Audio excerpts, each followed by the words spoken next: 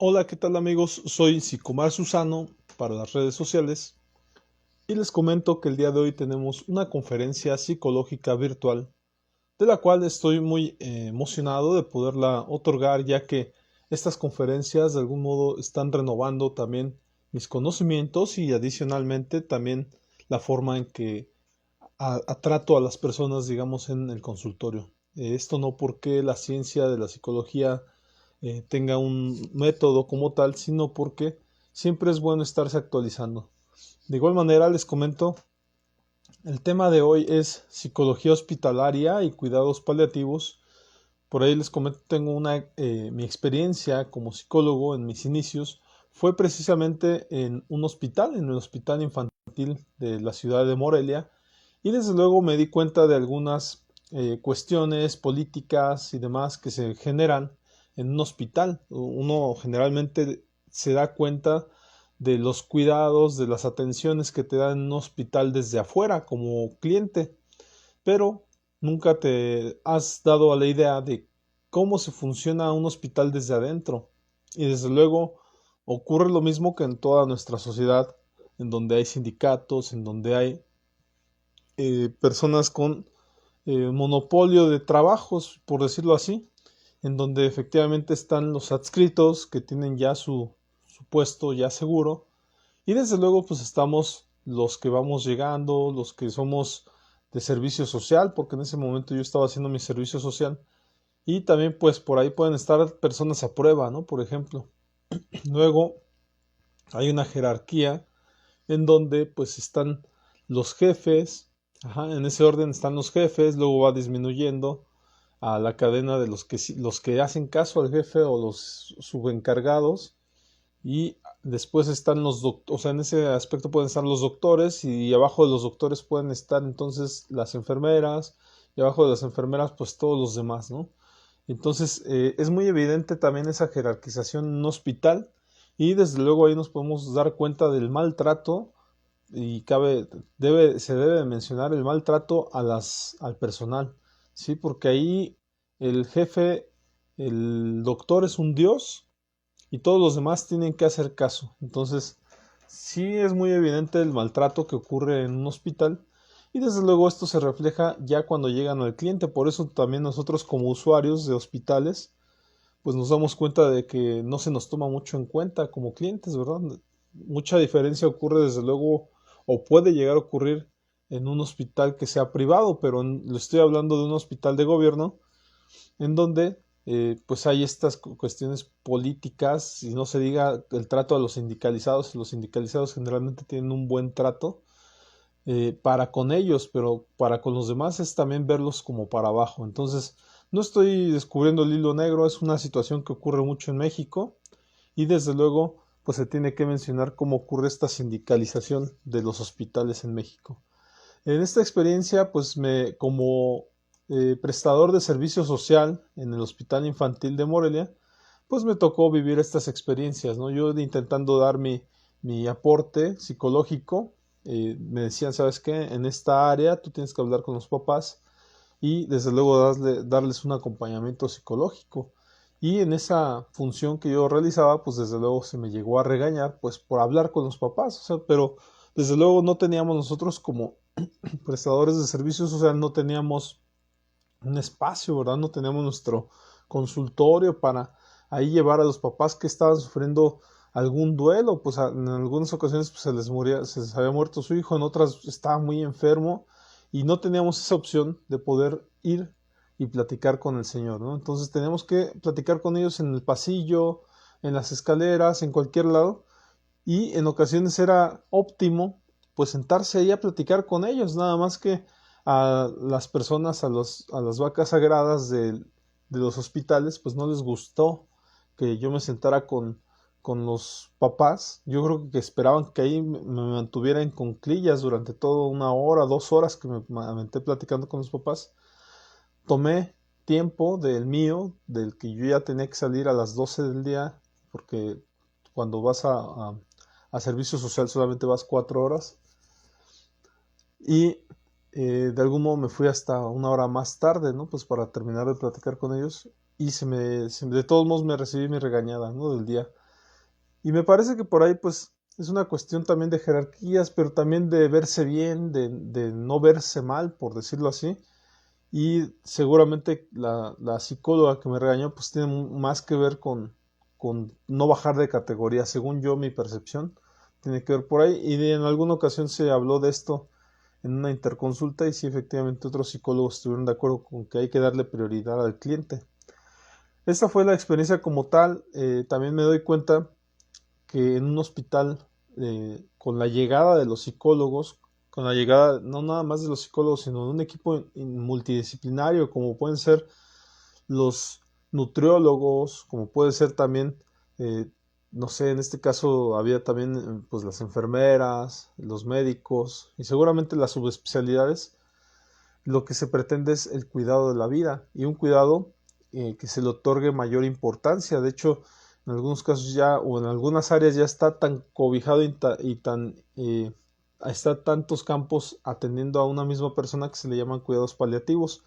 Pero en ese entonces pues apenas estaba haciendo como que esa experiencia en todo el hospital, ¿verdad? Esa experiencia de poderles dar más a las personas que iban al hospital y desde luego era una labor difícil el estar atentos a quien veías que estaba mal, solicitarles el poderles ayudar y demás, y ya dependía de ellos el poder ser atendido. De igual forma, el cuidado de la vida requiere pues muchas cuestiones, el hecho de la sensibilidad, el hecho de que no se sientan mal las personas, tanto los cuidadores como los cuidados, los protegidos, y eso adicional a lo que el servicio que da el hospital, ¿verdad? Son, digamos que servicios alternativos, el poder tener un dentista, un psicólogo, un nutriólogo, para que pues esta persona que está postrada ahí en el hospital pues pueda tener ese cuidado extra y adicional al que puede dar la institución como tal, ¿verdad? El hospital, que es solamente el cuidado y la atención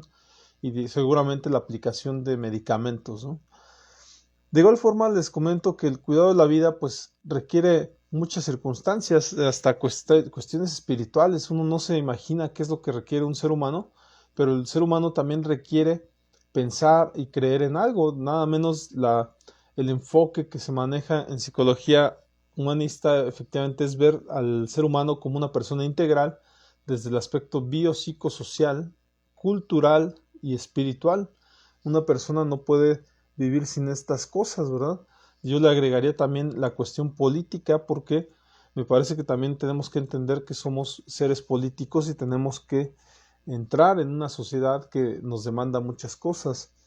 De igual forma les comento que el ser encargados de nosotros mismos pues conlleva a ver nuestras necesidades, cuando las cosas que tenemos que hacer por nosotros, nos damos cuenta cuando nos duele una muela, nos damos cuenta cuando nos duele un oído, cuando de repente nuestra piel no está teniendo esta, no sé, esta liquidez, qué sé yo cómo se llama esto, pero nos echamos cremita cuando está desgastada nuestra piel o demás, pero cuando se trata de otros, entonces esto cambia, porque entonces nosotros no sabemos cómo cuidar al otro, no sabemos qué le está doliendo, desde luego podemos comunicarnos con ellos, pero tomemos en cuenta que muchas de las personas que podemos encontrarnos en un hospital y más cuando se trata de personas que están padeciendo un cáncer o alguna cuestión ya que sea terminal, pues entonces llegamos a tener este problema de la comunicación porque algunos dejan de escuchar, algunos dejan de hablar, algunos están intubados o simplemente están en coma o postrados ahí de manera casi vegetal, en donde necesitan que haya un cuidador, independientemente si haya o no comunicación. Entonces, en este caso, el encargarnos de otros o en su defecto de un hospital también requiere esta dinámica, este liderazgo de poder saber qué requieren los que son cuidados, ¿no? Imagínate ser el director de un hospital y tener que decirles a las personas, ¿sabes qué? Pues en esta área cuídame a 40 personas, en esta área cuídame a 100 o en esta otra cuídame a otros 80. Entonces, desde luego, si tienes, el personal siempre va a ser menos en lugares que son así y más si, por ejemplo, hay una dinámica de estar cambiando, personas que se mueren, personas que están en tratamiento, personas que salen, ajá, que terminan su tratamiento y afortunadamente se pueden ir del hospital. Todo esto, esta dinámica la tienen que contemplar los cuidadores también de un hospital y los encargados de un hospital.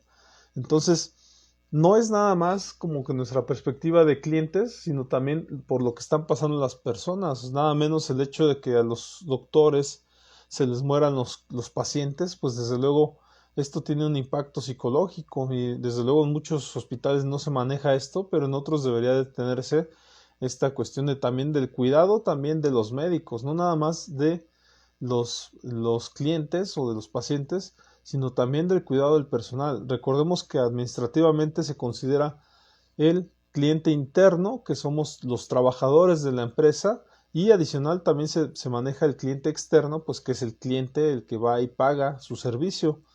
Pero se debe contemplar todo esto para el generar, el ser encargados de un hospital, por ejemplo, ¿no? Adicional a esto, les quiero comentar que también ocurre mucho esta cuestión del descuido de nuestros seres queridos.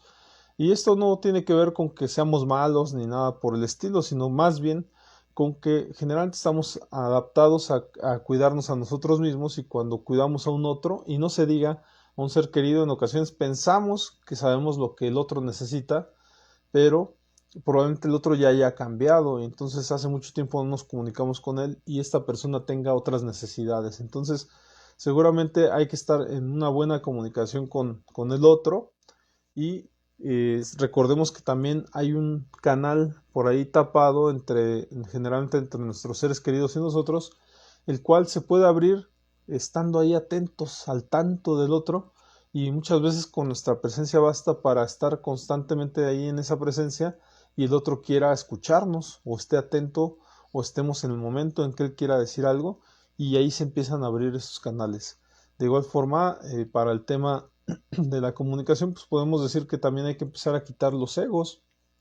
Generalmente queremos hablar de nosotros mismos, pero hay que recordar que el otro tiene la necesidad de hablar y seguramente nos contará algunas historias que ya hemos escuchado, pero necesitamos escucharlas nuevamente, ¿sí? Porque, ¿de qué se trata? Recuerda que una persona postrada está en disminución de posibilidades, es decir, es una persona que no puede salir como nosotros, que no puede andar por ahí por los pasillos cuando se trata de un hospital, ¿verdad? Que no puede comunicarse con otras personas. Generalmente cuando estás en un encierro, los que hemos vivido alguna operación, pues estás ahí aislado, aislado del mundo, te ponen una batita precisamente para evitar que tengas hasta el roce con bacterias y demás, y entonces también estás aislado del mundo. Entonces tu única comunicación que llegas a tener es con las enfermeras, es con tu cuidador, y en ocasiones este cuidador también se cansa de estar escuchando lo mismo diariamente.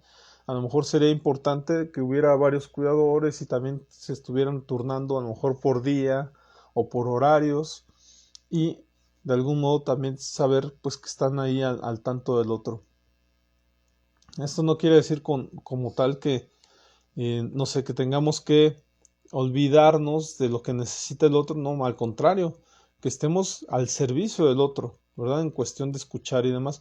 Pero esto se vuelve muy difícil, más difícil cuando ya es algo constante, cuando ya tenemos que estar meses, pues desde luego que ya las historias se vuelven las mismas todo el tiempo, entonces ahí tenemos que tener mucha tolerancia. Las personas que se dedican a cuidar personas, desde luego esta es también una cuestión hasta bien pagada porque en ocasiones las personas con dinero pues dicen, pues yo no lo puedo cuidar, entonces le pago a alguien para que venga y cuide a mi enfermo. Y desde luego se requiere mucha humanidad, mucha tolerancia para estar ahí al tanto del otro. En muchas ocasiones también se necesita fuerza porque a ese otro hay que bañarlo, hay que llevarlo al baño, en ocasiones también hay que cargarlo, entonces me parece que es una dinámica muy específica y más con un paciente terminal. Psicológicamente, pues también se tiene que estar ahí al tanto, ya les digo, acompañando las dinámicas que se llegan a usar para una persona con la que va a estar mucho tiempo. Muchas veces es leer un cuento también, estar constantemente teniendo actividades como si las tuvieras en el exterior, pero lógicamente ahora en un espacio cerrado. Se puede hasta tener ahí, si la persona se puede mover, pues se pueden tener algunos juegos, ¿verdad? En común. O en su defecto, si no se puede mover, pues les repito, las historias son importantes para que haya una sensación de continuidad. Recordemos que la persona solamente está postrada, pero en muchas ocasiones está consciente, o en ocasiones también hay una cierta especie de alucinación misma por el encierro, o en otras ocasiones verdadera, y psicológicamente hay que mantenerlos sanos. Una televisión no está de más cuando de repente pues haya como otras cosas que ver, pero hay que tener cuidado con los contenidos cuando hay televisión también, porque en muchas ocasiones puede ser preocupante lo que está pasando en la tele, las noticias por ejemplo, y podemos poner mal a nuestro cliente, al que cuidamos, a nuestro ser querido. También está el tema del símbolo de la hospitalización. Hay que recordar que un hospital como tal nos representa enfermedad, nos representa muerte. Entonces el hecho de que nos enfermemos y que nos corresponda ir a un hospital, pues generalmente nos da también miedo. No hay que dejar de lado el tema de que podemos estar sintiendo que podemos morirnos ahí.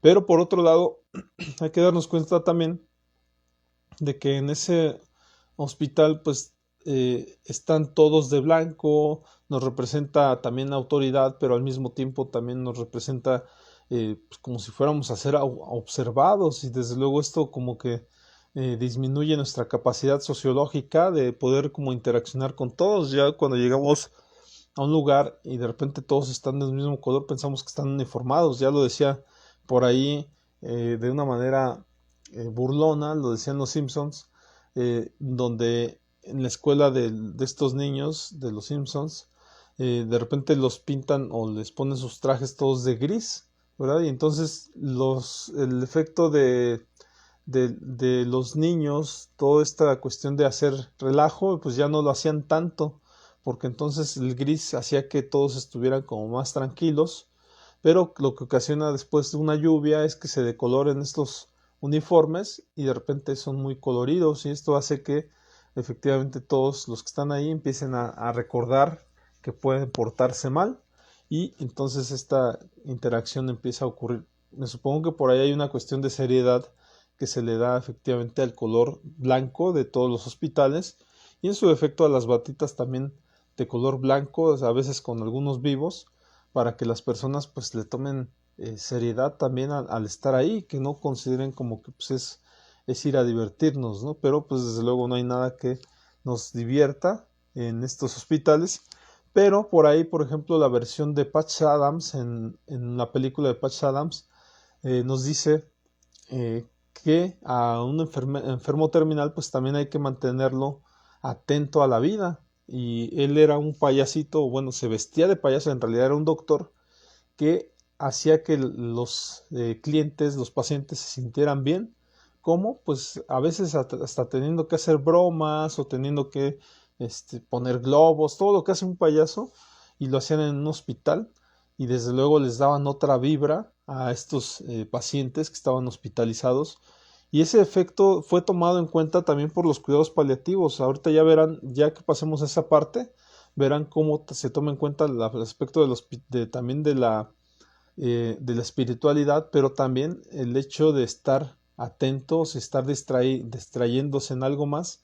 Y desde luego este efecto me parece que se toman en cuenta muchas áreas que pensaríamos que no se toman como médicos, pero en los cuidados paliativos ya se está tomando en cuenta la espiritualidad, el sentido de vida, la logoterapia. En ese aspecto, pues me parece que es importante que ya en ciertos espacios, ¿no? O sea, porque en este caso los cuidados paliativos generalmente solamente son para personas con enfermedad terminal, ya tengan toda esta noción de lo que se necesita para que un paciente esté mejor. Pero desde luego no está en todos los hospitales, y también meter esto en todos los hospitales sería un gasto increíble, porque se necesita personal para hacer esto, y no solamente personal, en muchas ocasiones es personal especializado en poder hacer este tipo de cuidados. Entonces no es fácil desde luego estar encargado de un hospital, y mucho menos el poderles dar esta calidad de vida, porque de todo esto estamos hablando de calidad de vida. De igual forma, nos damos cuenta que hay en el hospital, pues el estar ahí cuidando a una persona se vuelve una rutina, en donde también podemos como cuidadores perder nuestras esperanzas, perder habilidades sociales, el pensar que tenemos que dejar de trabajar a veces por cuidar a nuestro enfermo, el hecho de esta rutina que se vuelve a estar en el hospital nos puede apagar mucho emocionalmente en nuestra autoestima y tenemos que estar atentos a esto. Les repito, en muchas ocasiones el hospital cuenta con psicólogos, hay que aprovechar también ese personal que pueden ser estudiantes, sí, pero están preparados para poder platicar contigo y desde luego es un acompañamiento que puedes tener y lo tienes gratuito en un hospital, por lo menos en los públicos, me imagino que más en los privados, y entonces tenemos que aprovechar ese personal especializado cuando estamos de cuidadores. Cuando estamos afuera, pues entonces, si tenemos la posibilidad, pues también pagarnos a un psicólogo que va a estar atento a lo que queremos. La importancia de un psicólogo es que está al servicio de nosotros, está ahí atento a nosotros. Nunca vas a ver a un psicólogo que esté ahí en su celular y que esté desatento a ti, ¿sí? Entonces, esto ya juega un papel importante porque hoy en día muchas personas se la pasan todo el tiempo en el celular y pues lo que requerimos en realidad es que alguien nos atienda, que esté atento a lo que estamos nosotros viviendo. De igual forma también puede ocurrir que esta rutina en un hospital pues ocurra que nos descuide a este cuidador y el hecho también de que el cuidador de algún modo pues también pues pierda la noción de lo que es estar bien atendido, ¿verdad? Entonces a la vez este efecto que ocurre, como yo estoy mal atendido, entonces no sé ahora cómo atender a mi paciente, a mi pariente, y de algún modo empieza a ocurrir el descuido también de la persona que está cuidada, tanto del cuidador como que el que se cuida, ¿no? Adicional a esto, también podemos decir que en momentos donde va a morir una persona importante y si este fue el sostén de la casa, podemos decir que se empiezan a tocar temáticas que son difíciles para la familia, como el tema de quién va a pagar el hospital, como el tema de las herencias. Y entonces es un tema que de verdad en ocasiones se tiene que atender antes de la muerte porque si no se dejan también muchos problemas, más cuando se maneja, bueno, en realidad cuando se maneja más de un hermano, ¿no? Porque en este caso los hermanos no sabemos, en vida no creemos que ocurra, pero de repente los intereses son muchos, hasta por una casa, ¿no? O hasta por un terreno, por alguna cuestión. Entonces, imagínate que la persona que se vaya a morir sea el sostén de la familia, pues desde luego se tiene que tomar en cuenta esto para no dejar problemas, porque en ese aspecto, pues es mejor que en vida la persona decida y no dejes que después entonces decidan todos los demás porque ahí puede haber un problema de intereses. Entonces son cosas a tomar en cuenta. Recordemos que se está viviendo la posible muerte de un ser querido, pero esas temáticas también pueden llegar a ser de importancia y también pueden afectar desde luego al paciente porque pues puede pensar que ya se está esperando su muerte para que los demás disfruten lo que él tuvo en vida. Pero sin embargo es un tema que se debe de tocar porque de lo contrario, les repito, puede haber muchas problemáticas. Pero también de esto tiene que estar consciente la persona enferma, ¿verdad? O sea, también este podcast también puede ser para la persona enferma si los puede escuchar, porque él tiene que tener esa conciencia de que pudiera dejar problemáticas. Ajá. Entonces, sería importante que él valore con quién ha estado más apegado, quién ha sido también el cuidador, ¿por qué no? Pero no necesariamente esto, sino quién ha estado más apegado durante toda la vida, no nada más en la última parte de su vida, que seguramente ahí puede ser hasta que la persona haya sido pagada, ¿verdad? O sea, que le hayan tenido que pagar para cuidar a alguien y pues por eso esté ahí, no tanto porque lo quieran, no tanto porque haya estado atento, ¿no? Sino porque algún hermano está pagando alguna cuestión, pero el cuidador no sabe eso, entonces a veces puede quererle dejar la herencia a esta persona cuando en realidad la persona que está atenta a lo que siente, pues seguramente es el hermano, el hijo, puede ser hasta los tíos. Y en este caso, pues bueno, vamos, la importancia también de la familia en el cuidado de un enfermo terminal. La red social, la red de apoyo es importantísima, el no dejarlos solos en cuestiones económicas, el poder pagar un hospital, el poder estar atentos también a lo que necesitas. Se necesitan muchas, a veces, no nada más es el hospital, sino por ejemplo, no sé, se utilizan ya pañales para personas también adultas, se necesitan los medicamentos externos que no te puede proporcionar el hospital, porque por lo menos en México no se pueden cubrir en muchas ocasiones todos los medicamentos. O sea, hay a un seguro popular, o lo que se llamaba antes un seguro popular, y este solamente abarca cierto espectro de medicamentos, y lo que no saben las personas es que los otros se tienen que comprar, y en muchas ocasiones un medicamento puede costarte desde 500 pesos, también te puede costar 5,000, te puede costar 15,000 pesos, y aparte esto puede estar siendo que se necesite constantemente. Entonces, no es que un día ya lo compré y ya me olvido de esto, ¿no? O sea, si la persona va a estar ahí 3 meses, seguramente lo vas a ocupar en una semana, lo vas a ocupar 3 veces, lo vas a ocupar en un mes, pues el equivalente a 12 veces, en 3 meses son pues 36 ocasiones. Entonces, y muchas veces esto es para que tu paciente, tu pariente mejore. O sea, no hay una cuestión como que nada más sea pues para que ahí se gaste el medicamento. O sea, es para que mejore. Y en muchas ocasiones pues te llevas a tu paciente, a tu pariente, y es para que esté en casa y esté vivaz, ¿verdad? Pero bueno, entonces vamos a darle, esta es la parte, digamos que la psicología hospitalaria es un poco o mucho de mi experiencia, tanto en estar en hospitales y cuidar a mis parientes, o en su defecto, el hecho de haber participado, haber estado en un hospital, en el Hospital Infantil de la ciudad de Morelia, y desde luego, pues ahí es un tanto mi experiencia como psicólogo en la psicología hospitalaria, y pues que hice mi tesis respecto a esto, y tuvo que leer muchos libros con respecto a la psicología hospitalaria. En México es novedoso esto, por lo menos desde hace 10 años, desde hace 11 años esto es nuevo, y se fue introduciendo poco a poco, y desde luego hoy en día deberían de estar más posicionados ya estas posiciones de psicólogos, de nutriólogos en un hospital, de dentistas. Bueno, dentistas ya hay, pero principalmente los que hacemos el servicio social, pues debe de estar más organizado, porque en aquel entonces no había muchas funciones para nosotros, ahí nosotros las fuimos creando, y a partir de nosotros pues se fueron haciendo otras funciones, o pidiendo, porque nada menos cuando a mí me tocó, yo les daba esta aportación de dar conferencias. No todos mis compañeros las daban, solamente yo, y seguramente esto ya se maneja como algo común a los hospitales. Vamos ahora con un libro que leímos también, el Consejo de Salubridad General, una guía. Pues a mí se me hacen muy interesantes estas guías, 2018, antes de la pandemia. Seguramente con la pandemia hubiera podido haber otro tipo de guía de manejo integral de cuidados paliativos. Esto es en geriatria.salud.gov.mx.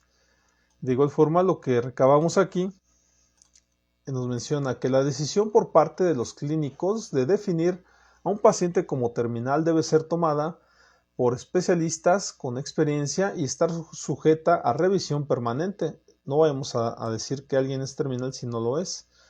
Dicha definición de enfermo oncológico terminal debe designarse partiendo de los criterios antes expuestos y reuniendo las siguientes características. Esto es importante porque se debe entender quién es la persona terminal. Presencia de una enfermedad oncológica avanzada, progresiva e incurable. Es importante. Con diagnóstico histológico demostrado. En algunas situaciones especiales y de manera excepcional, se aceptará la ausencia de diagnóstico histológico. En estas situaciones en las que por la situación clínica del paciente no se considera adecuado proceder a una investigación exhaustiva de su neoplasia, se deberán haber excluido tumores potencialmente tratables, haber recibido terapéutica estándar, eficaz, y o encontrarse en situación de escasa o nula posibilidad de respuesta de tratamiento activo específico para su patología oncológica. En determinadas situaciones se debe utilizar recursos considerados específicos como la quimioterapia oral, radioterapia, hormonoterapia, por su impacto favorable sobre la calidad de vida. Presencia de problemas o síntomas intensos, múltiples, multifactoriables y cambiantes. Impacto emocional, en el paciente, familia y equipo terapéutico relacionado con el proceso de morir. Pronóstico vital limitado a los últimos meses de vida, a excepción de aquellas situaciones clínicas complejas que aconsejen cuidados paliativos por la previsión de ganancia de calidad de vida. Entonces ya entendemos que el cuidado paliativo es para dar calidad de vida a las personas, para darles esta opción de que no se echen para atrás, de que estemos manejando y remando hacia adelante juntos en esta problemática. ¿Y qué es lo que se atiende en los cuidados paliativos? Pues las necesidades espirituales, por ejemplo.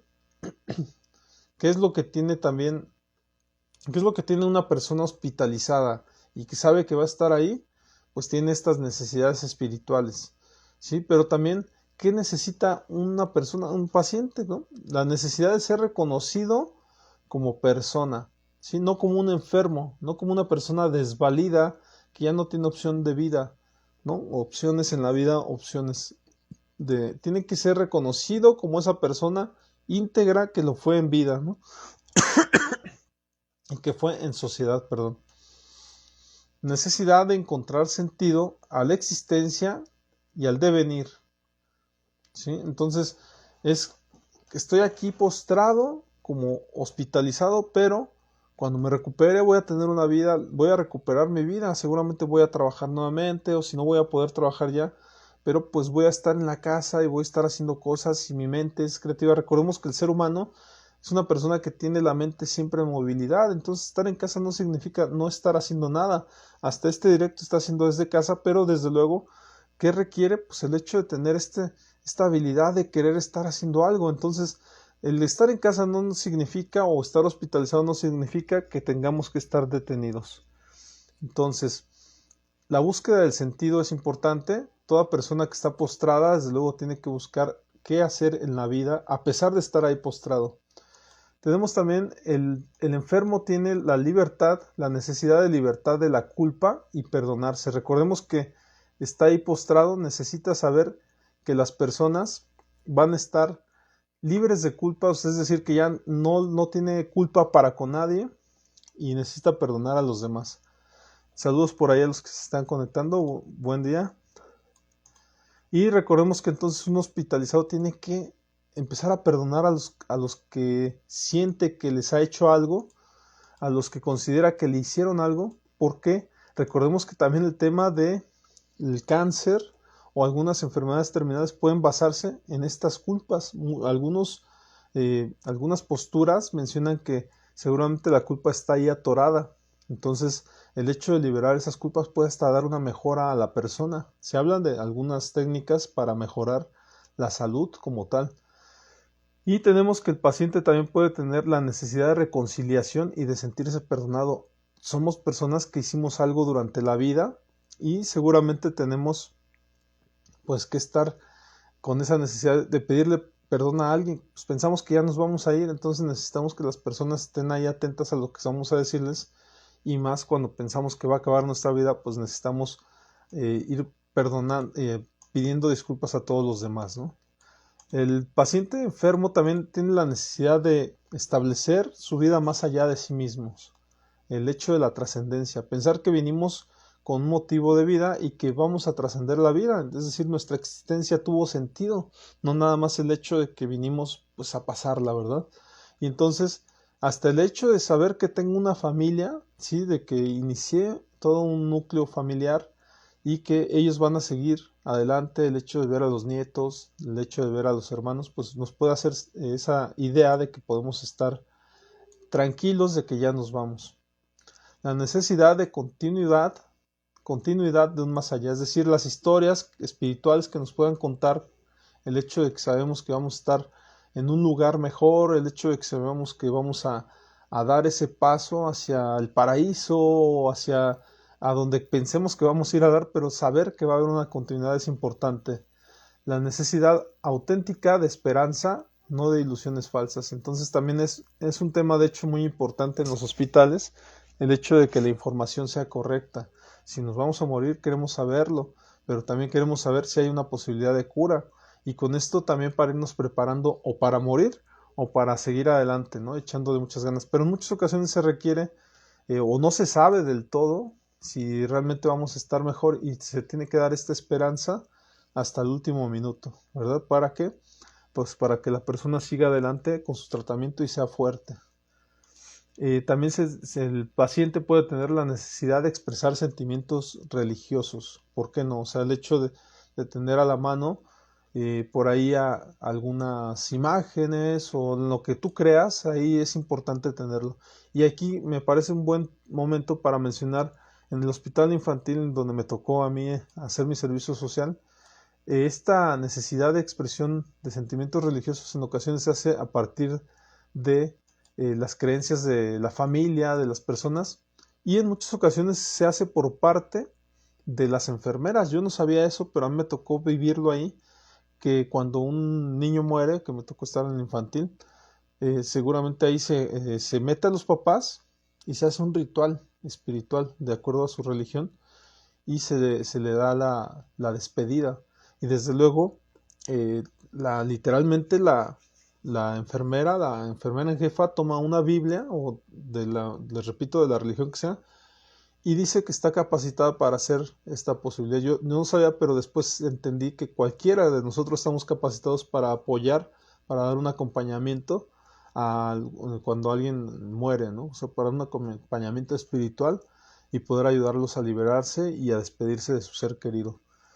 De igual forma también está la necesidad de amar y de ser amados. Entonces, si tenemos por ahí a nuestra pareja, ahora que en México murió Sammy, que tenía una novia, pues él necesitaba estar ahí cercano a su persona amada, pero es bien diferente cuando tenemos una persona postrada por alguna enfermedad terminal o cuando está por alguna enfermedad contagiosa. Es bien diferente, porque por una enfermedad contagiosa no puede estar ahí cercano. Seguramente podrá estar por teléfono, alguna cuestión, pero en muchas ocasiones en lugares no te dan acceso a esto.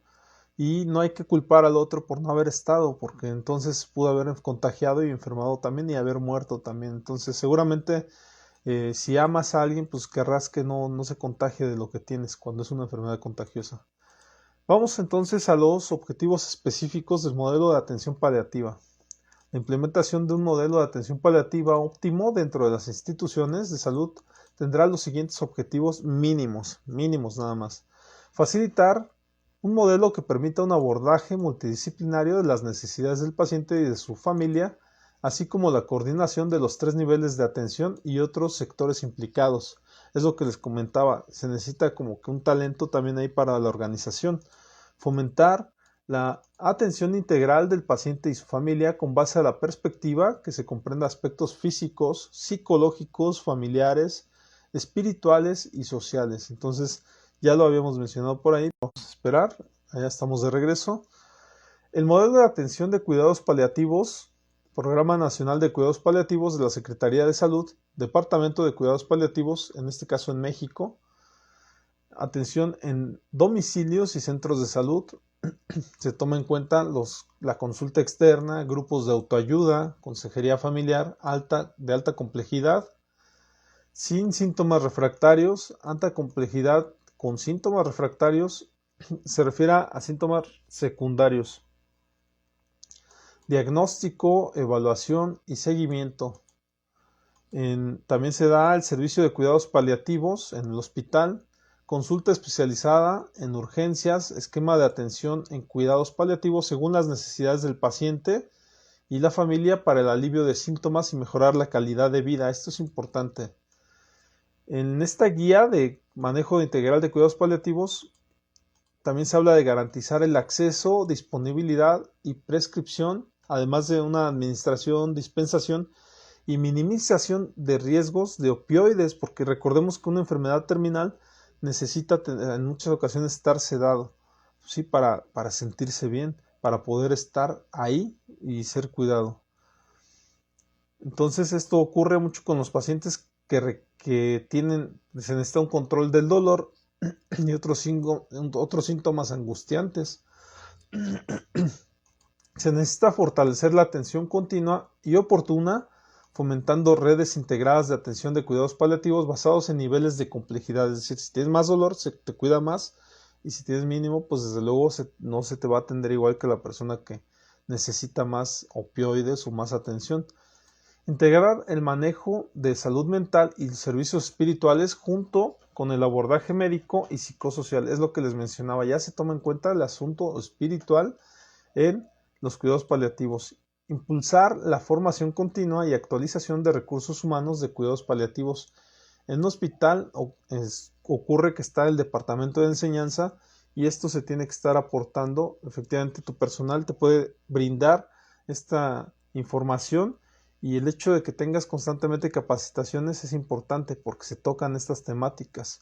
No hay que desmerecer al personal que tengas, seguramente tiene muchos talentos y tienes que aprovechar ese talento para dar más capacitación a tus integrantes. Integrar la investigación en el campo y su divulgación. Pues este departamento de enseñanza en el hospital se encargaba de esto, de hacer investigaciones. Promover el desarrollo e implementación de estándares para la atención adecuada de cuidados paliativos que permitan la generación de indicadores de monitoreo, procesos de calidad y resultados en cuidados paliativos con fines de evaluación y auditoría. Vale decirlo que hoy en día los hospitales necesitan tener un estándar de calidad que es valorado en México por la norma mexicana, la NOM, pero internacionalmente seguramente por la CISO. Hoy en día se habla de estas categorías nuevas, no sé si nuevas, pero en realidad se habla de un artículo 36 y tanto en México, pero en realidad tiene más que ver con el manejo, por ejemplo, de los archivos. Esto es importante y para nosotros como psicólogos es importante que los archivos vayan pues bien integrados, más que acomodados, es que vayan integrados y que un psicólogo tenga la noción del tratamiento, cómo va este tratamiento, y que no se te rompa la idea del tratamiento que estás dando a tu cliente.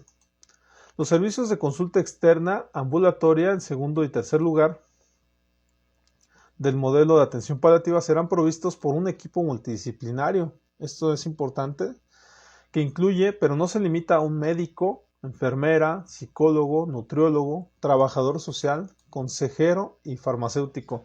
Y aquí es donde yo les mencionaba, el consejero se está tomando mucho en cuenta hoy en día a la tanatología. Entonces, no es que se separe totalmente del psicólogo, pero en muchas ocasiones el psicólogo no se prepara en temas espirituales. Entonces ahí es donde se le necesita el consejero. Fíjate qué importante ya es este tema, ¿no?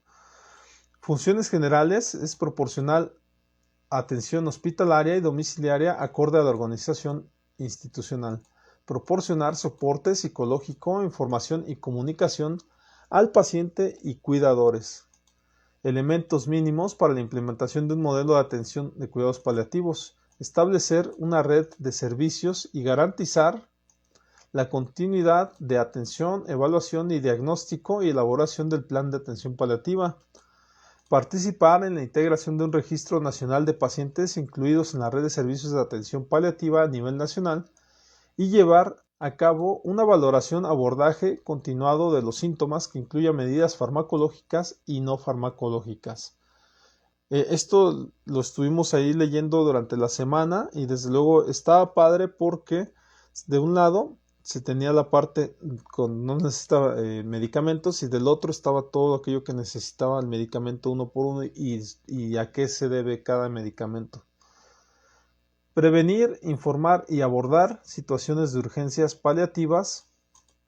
Prevenir, abordar la claudicación emocional de la familia. Fíjate, ya es un tema muy psicológico, de hecho, el saber cómo está, sondear cómo está la familia y pues en este caso si necesitan mayor apoyo. Atender el proceso de agonía, muerte y duelo. Qué importante, ¿no? Capacitar a la familia o el cuidador en el manejo del paciente. Educación médica continua. El trabajo de cuidados paliativos se ha considerado como una fuente potencial de burnout. Fíjate, también es un tema que no se toca mucho, ¿no? El burnout es el quemarse en el trabajo, el cansarse. Y ellos, las personas, los médicos que están ahí, pues desde luego están en contacto con la muerte, pero también están en contacto con un trabajo excesivo y con el malestar de compañeros, el malestar del cuidador, de la persona que te va a reclamar cualquier cosa, y esta burnout puede ocurrir en mayores niveles. Entonces, ¿qué ocurre con el burnout? Consecuencias que inciden directamente en la salud física, alteraciones físicas, alteraciones cardiovasculares, hipertensión, enfermedad coronaria, fatiga crónica, cefaleas y migrañas, alteraciones gastrointestinales, recordemos que el enojo nos genera esto, dolor abdominal, colon irritable, úlcera duodenal, alteraciones respiratorias como el asma, alteraciones del sueño, alteraciones dermatológicas, menstruales, disfunciones sexuales y dolores musculares y articulatorios. Consecuencias que inciden en la salud psicológica, alteraciones emocionales como la ansiedad, la depresión, irritabilidad, disforia, baja autoestima, falta de motivación y baja satisfacción laboral, dificultades de concentración, distanciamiento emocional, y esto repercute muchas veces con la pareja, y más si uno de los dos está dentro del internamiento, puede haber esta separación, este distanciamiento. Sentimientos de frustración profesional para el médico, para los cuidadores. Deseos de abandonar el trabajo, más cuando, bueno, he escuchado por ahí que cuando eres doctor y está atendiéndose a un familiar, pues tienes esta necesidad de no querer estar cerca. ¿Por qué? Porque no soportas esta sensación de que esté ahí enfermo uno, de ser doctor y que esté un familiar ahí. Consecuencias relacionadas con el ámbito laboral, alteraciones conductuales, absentismo laboral, abuso de drogas, aumento de conductas violentas, conductas de elevado riesgo. En este caso sería conducción temeraria, ludopatía. Ludopatía se refiere a esta cuestión del juego excesivo, ¿no? No sé, de apuestas y demás. Alteraciones de la conducta alimentaria, disminución de la productividad, falta de competencia, deterioro de la calidad del servicio de la organización. Realmente estas cuestiones son cosas que ocurren en México mucho en nuestros servicios de salud. Ya vemos por qué. O sea, de hecho el hecho de estar ahí en un hospital puede conllevar todo esto. Y vamos terminando. En casos especiales y complejos de desgaste profesional, requerirá de atención psicológica y o psiquiátrica brindada por un especialista con la corresponsabilidad y conocimiento de la unidad hospitalaria del sector salud. Y aquí es importante, pero también creo que es algo difícil que ocurra. En mi caso particular, cuando estuve en el hospital infantil, me daba cuenta que los adscritos pudieran ser personas que nos dieran a nosotros esta atención o al personal médico. A mí en lo personal me tocó ver cómo regañaban a enfermeras, ver cómo regañaban efectivamente a mismos médicos residentes, y nosotros como psicólogos no teníamos esa capacidad, pero no por no tenerla, no poder otorgar ese acompañamiento o ese sostenimiento, sino porque no se nos permitía. Pero yo en mi caso daba servicio social, prestaba mi servicio social, pero el adscrito lo podía hacer y sin embargo tampoco es que lo propusiera, o es más, a veces ni siquiera se enteraban de que estaban pasando estas cosas. Entonces es importante que dentro de este manejo hospitalario, que les repito, en México estamos a 11 años, cuando yo hice mi servicio social éramos los primeros psicólogos en un hospital. En este caso me parece que ya deben de estar las reglas mejor elaboradas y tener por ahí un psicólogo institucional para estos casos, no solamente uno, seguramente un departamento en donde se les atienda también al personal médico. Pero creo yo que todavía no ocurre, porque a mí me llegan médicos, me llegan todavía personal del Seguro Social, me llegan a mi consulta privada. Entonces estoy seguro que no lo hay, y si lo hay nada más es como para algunos. Y también ocurre mucho esta cuestión de que el personal no acuda porque como es mi compañero, entonces mejor me voy por fuera, ¿no? Entonces, y también el hecho de que, siendo bien sinceros, en nuestro Servicio Nacional de Medicina, el que nos otorgan, realmente ocurre que los servicios te los dan cada mes, ¿no? Cada 3 meses. Entonces, pues, las personas mejor recurren a otro servicio privado en donde te atiendan rápido. Bien, por ahora sería todo, nada más esta cuestión de es importante que nuestros enfermos, a nuestros seres queridos, se les pueda dar un buen servicio, y creo que el saber, el tener información y conocimiento de cómo se les puede dar una mejor calidad de vida, el estar ahí acompañándolos es indispensable. Les invito a que vean demás contenido que tenemos por ahí en Biblioteca Psicológica Virtual, donde va a ser la repetición de este programa. Desde luego te invito también a ver @psicomarsusano en todas las redes. Ahí estamos metiendo información de diferentes lados, en TikTok, en Instagram, hacemos estos lives, y desde luego también en YouTube. Así es que por ahí nos vemos también en Facebook, se me olvidaba, la red social. Y nos vemos en la siguiente, y desde luego si tienes un tema interesante, anótalo por aquí abajo, y pues por ahí nos vemos en la siguiente conferencia psicológica virtual de cada sábado, y que tengas un excelente día. Nos vemos, hasta luego.